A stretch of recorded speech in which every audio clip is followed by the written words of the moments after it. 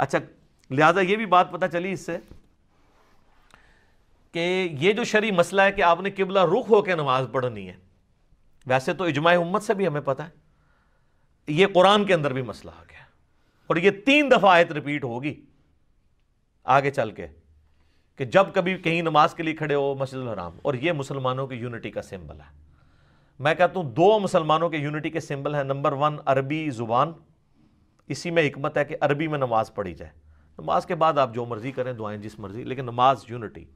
تاکہ اگر ایک چائنی پڑھ رہا ہے نا سورۃ الفاتحہ تو وہ عربی میں پڑھ رہا ہو تو پیچھے جو پاکستانی کھڑا ہے اس کو چائنی نہیں آتی، لیکن جو وہ پڑھ رہا ہے دونوں ایک پیج کے اوپر ہے۔ اور دوسرا مسلمانوں کی یونٹی کا سمبل قبلہ ہے، ورنہ تو آپ دیکھیں آپ کہیں نماز پڑھنے لگیں تو وہاں پہ بھی مختلف رائے ہوگی، کوئی صاف اس طرح بچھا دے گا، کوئی اس طرح بچھا دے گا۔ اب کبھی یہ لڑائی ہوئی ہے؟ سیدھی بات ہوتی ہے قبلہ کہڑے پاسے اس پاسے، کبھی یہ ڈسکشن ہی نہیں ہوتی۔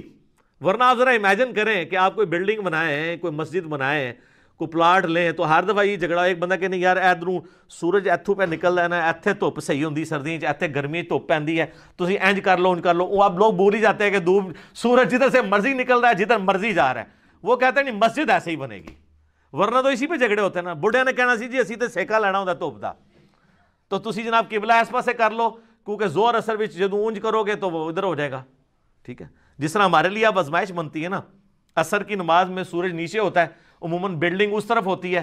تو جو لوگ انڈیا پاکستان بنگلہ دیش کے لوگ ہیں نا، ان کے لیے دھوپ اس طرح اویلیبل نہیں ہوتی، زور میں تو ہوتی ہے عصر میں نہیں، لیکن جو شام کی سائڈ پہ لوگ رہ رہے ہیں دوسری طرف، ادھر ان کا کیا مسئلہ ہوگا؟ ان کی کمر کی طرف سورج جو ہے وہ غروب ہو رہا ہے، کیونکہ ان کے لیے مشرق میں قبلہ ہے، ہمارے لیے مغرب میں قبلہ ہے، تو یہ جھگڑے ہی بنے رہنے تھے، تو اللہ نے جھگڑے ہی ختم کر دیا، مسلمانوں کی یونٹی کا سمبل ہے۔ اس لیے ہم نے جو نماز کا پریکٹیکل ریکارڈ کروایا نا، اس میں جب میں نے کہا نا قبلہ رخ کھڑے ہوں،